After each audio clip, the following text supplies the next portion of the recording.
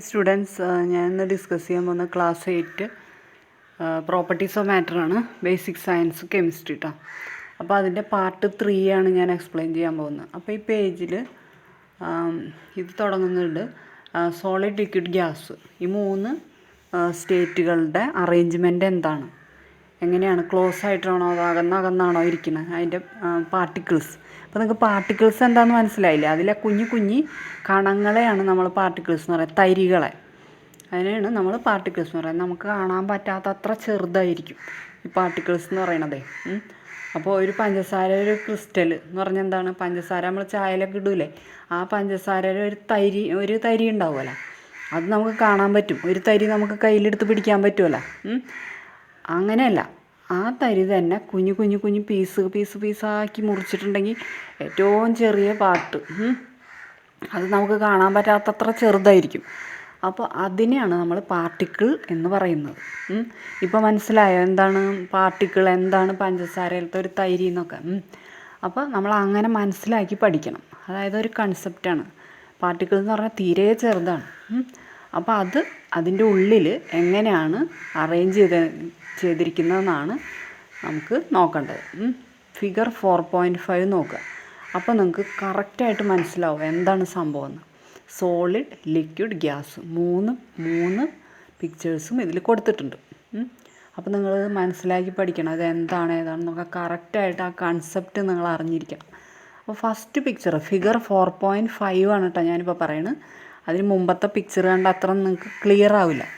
അതുകൊണ്ടാണ് ഞാൻ ഈ പിക്ചർ എടുത്ത് പറയുന്നത്. കാരണം ഈ പിക്ചർ കൊണ്ടാണ് നമുക്ക് നമ്മുടെ മനസ്സിലത് ഓടിയെത്തും. അതായത് അറേഞ്ച്മെൻറ്റ്, സോളിഡ്, ലിക്വിഡ്, ഗ്യാസ് എങ്ങനെ ഇരിക്കുന്നു. ഞാനെങ്ങനെയാണ് കേട്ടോ പഠിക്കാറ്, അതുകൊണ്ടാണ് ഞാൻ നിങ്ങളെ അതേപോലെ പറഞ്ഞു തരുന്നത്. ഫസ്റ്റ് പിക്ചർ സോളിഡാണ്. കണ്ടോ, സോളിഡ് നോക്കി അടക്കി വെച്ചിരിക്കുകയാണ് ഈ പാർട്ടിക്കിൾസ്. അത് നല്ല അറേഞ്ച്മെൻറ്റ്, നല്ല ഓർഡറിൽ വെച്ച് നല്ല അടക്കി വെച്ചിരിക്കണം. അതൊരു പീസായിട്ട് ഇങ്ങനെ ഇരിക്കും. സോളിഡ് എന്ന് പറഞ്ഞാൽ അവിടെ വെച്ചോടത്തിരിക്കും അല്ലേ? ഐസൊക്കെ അങ്ങനെയല്ലേ, അവിടെ പിന്നെ കുറച്ച് കഴിയുമ്പോൾ അത് അലിയാൻ തുടങ്ങും.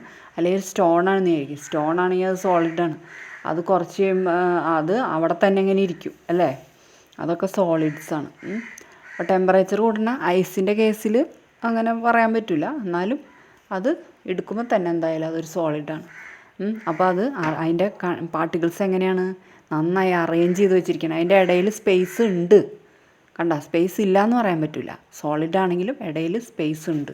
പാർട്ടിക്കിൾസിൻ്റെ ഇടയിലായിട്ട് സ്പേസ് ഉണ്ട്, പക്ഷേ തീരെ കുറവ് സ്പേസ് ആയിരിക്കും. പിന്നെ അടുത്തത് നോക്കിയാൽ ലിക്വിഡ് എങ്ങനെയാണ്? കുറച്ചിങ്ങനെ അകന്നിരിക്കുന്നു അല്ലേ? ഒരു ഓർഡറില്ല ലിക്വിഡ് ആകുമ്പോൾ പാർട്ടിക്കിൾസിന്. ഒരു ഓർഡർലെസ് അറേഞ്ച്മെൻറ്റാണ് ലിക്വിഡ് ആകുമ്പോൾ. കാരണം അത് ഒഴിച്ച് കഴിഞ്ഞാൽ അത് ഒഴുകി ഇങ്ങനെ പോവുകയും ചെയ്യും. അത് അടക്കിയൊന്നുമല്ല വെച്ചിട്ടുള്ള. അതിൻ്റെ ഇടയിൽ ഇൻ്റർമോളിക്കുലർ സ്പേസ് അല്ലെങ്കിൽ അതിൻ്റെ ഇടയിലുള്ള സ്പേസ് കൂടുതലായിരിക്കും. എന്തിനെ അപേക്ഷിച്ച്? സോളിഡിനെ അപേക്ഷിച്ച്. ഇനി നമ്മൾ നോക്കാൻ പോകുന്നത് ഗ്യാസാണ്. അടുത്ത പിക്ചർ നോക്കിയേ, അടുത്ത ഒരു ബോക്സ് കണ്ട, അതിൽ നിങ്ങൾക്ക് കാണാൻ പറ്റും ഓരോരോ പാർട്ടിക്കിൾസ് ഓരോരോ സ്ഥലത്ത്. അതായത് അതിൻ്റെ ആ സ്പേസ് ഉണ്ടല്ലോ വളരെ കൂടുതലായിരിക്കും. അത് മാത്രമല്ല ഗ്യാസിനെ അങ്ങനെ തുറന്നു വിട്ട് അതിങ്ങനെ പോവുകയും ചെയ്യില്ലേ പുറത്തേക്ക്. അപ്പോൾ അതിൻ്റെ സ്പേസ് കൂടുതലായിരിക്കും, അതിങ്ങനെ ഇതായി പോകുന്നതാണ്. അപ്പോൾ അതാണ് കൺസെപ്റ്റ് കേട്ടോ. അപ്പോൾ ഇനി നമുക്ക് ഫിഗർ 4.4 വന്ന് നിങ്ങളൊന്ന് നോക്കിക്കഴിഞ്ഞാൽ നമുക്ക് മനസ്സിലാകണ്ട. ഒരു സോളിഡ്, ആ പാത്രത്തിൽ നിന്ന് ഒരു കല്ലും കഷ്ണം പുറത്തേക്ക് ഇട്ട്, അതാണ് ഒരു സോളിഡ് എന്ന് പറഞ്ഞാൽ. സോളിഡ് പല രൂപത്തിലും ആവാം. പ്ലാസ്റ്റിക്കിൻ്റെ കഷ്ണമാവാം, അല്ലെങ്കിൽ കല്ലിൻ്റെ കഷ്ണമാവാം. അങ്ങനെ എന്ത് വേണമെങ്കിലും കട്ടിയുള്ള സാധനങ്ങളൊക്കെ സോളിഡ് ആവാം. വേണ്ട, ലിക്വിഡ് നോക്കിയാൽ കുറച്ച് വെള്ളം പുറത്തേക്ക് ഒഴിച്ചിട്ടുണ്ടെങ്കിൽ എന്താണ്? അതാണ് ലിക്വിഡ്. പിന്നെ അടുത്ത പിക്ചർ നോക്കിയാൽ ഗ്യാസ് ആണെങ്കിൽ ഒരു പാത്രത്തിൽ ഗ്യാസ് അടച്ച് വെച്ചിരുന്നതാണ്. അത് തുറന്നു വിട്ടു, ഓക്സിജനൊക്കെ എണ്ണയായിരിക്കും, അതിങ്ങനെ തുറന്ന് പുറത്തേക്ക് പോയി.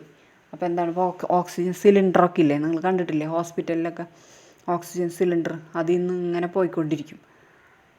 അതിൻ്റെ ഉള്ളിൽ എയർ ആയിരിക്കുമല്ലേ, ഓക്സിജൻ ആയിരിക്കുമല്ലേ. അപ്പോൾ അതിങ്ങനെ പുറത്തേക്ക്. എയർ എന്ന് പറയുമ്പോൾ ഏത് വേണമെങ്കിലും ആവാട്ടോ, അതിൽ പല ഗ്യാസുകളുണ്ടാവാം. അപ്പോൾ ഗ്യാസ് എന്ന് പറഞ്ഞാൽ അതിൻ്റെ നോക്കിയ സ്പേസ് കണ്ട വളരെ കൂടുതലായിരിക്കും. Is the arrangement of particles in solid, liquid and gaseous state the same ആണോ എന്നാണ് ചോദിക്കുന്നത്. അല്ല, നോ ആണ് answer. In which of these states do particles remain very close to each other? ഏതിലാണ് very close to each other? ഏതിലാണ്? Solid. ഇപ്പം നിങ്ങൾക്ക് മനസ്സിലായില്ലേ എങ്ങനെയാണെന്ന്? അതായത് ഇങ്ങനത്തെ ക്വസ്റ്റ്യൻസ് ചോദിക്കുമ്പോൾ നിങ്ങളുടെ മനസ്സിൽ ആദ്യം ഓടിയെത്തേണ്ടത് ഈ ഒരു പിക്ചറാണ്. ഞാൻ ആദ്യം കാണിച്ചു തന്നില്ലേ അറേഞ്ച് ചെയ്ത് വെച്ചിരിക്കുന്ന പിക്ചർ, അത് വെച്ചിട്ട് നിങ്ങൾ ആൻസർ പറയാം. അതിൻ്റെ ഇടയിൽ കണ്ട സ്പേസ് കണ്ട അതിൻ്റെ ഇടയിൽ. അപ്പം നിങ്ങൾ ഇനി ഇപ്പോൾ ഈ ക്ലാസ്സിലല്ല, വേറെ അടുത്ത ക്ലാസ്സുകളിലും ടെസ്റ്റുകൾക്കൊക്കെ ചോദിക്കും ഇത്. ടെസ്റ്റുകൾക്ക് ഇതിൻ്റെ ഉള്ളിൽ നിന്ന് കുത്തിയുള്ള ചോദ്യങ്ങളുണ്ടാവും.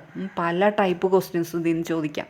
സ്പേസിൻ്റെ കാര്യം എപ്പോഴും ചോദിക്കുന്ന ഒരു ക്വസ്റ്റ്യനാണ്. സോളിഡിൽ സ്പേസ് വളരെ കുറവായിരിക്കും. ഗ്യാസിലാണെങ്കിലോ ഏറ്റവും കൂടുതലായിരിക്കും സ്പേസ്. കാരണം അതിങ്ങനെ പറന്ന് പോകണമല്ലേ.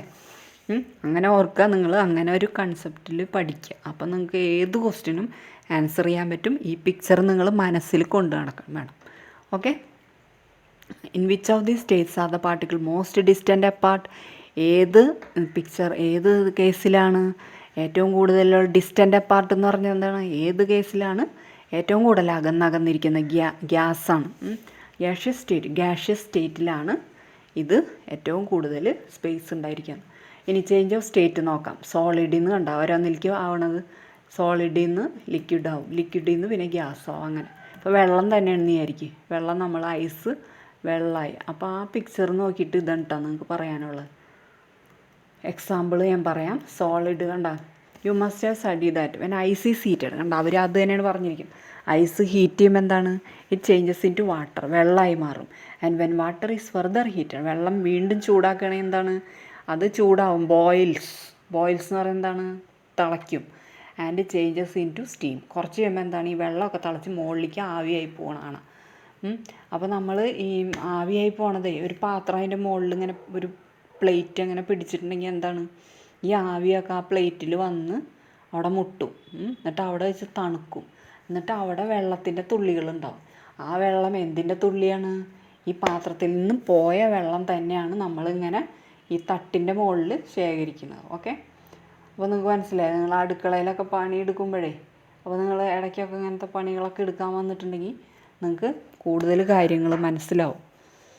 കുറച്ച് കുക്കിങ്ങൊക്കെ ചെയ്യാൻ പോയിട്ടുണ്ടെങ്കിൽ നമുക്ക് പല കാര്യങ്ങളും അവിടെ നിന്ന് നമ്മൾ പഠിക്കും. പിന്നെ നമ്മൾ ചുറ്റും ഉള്ള കാര്യങ്ങൾ കണ്ടും കേട്ടും അതിൽ നിന്ന് പഠിക്കും. ഓക്കെ.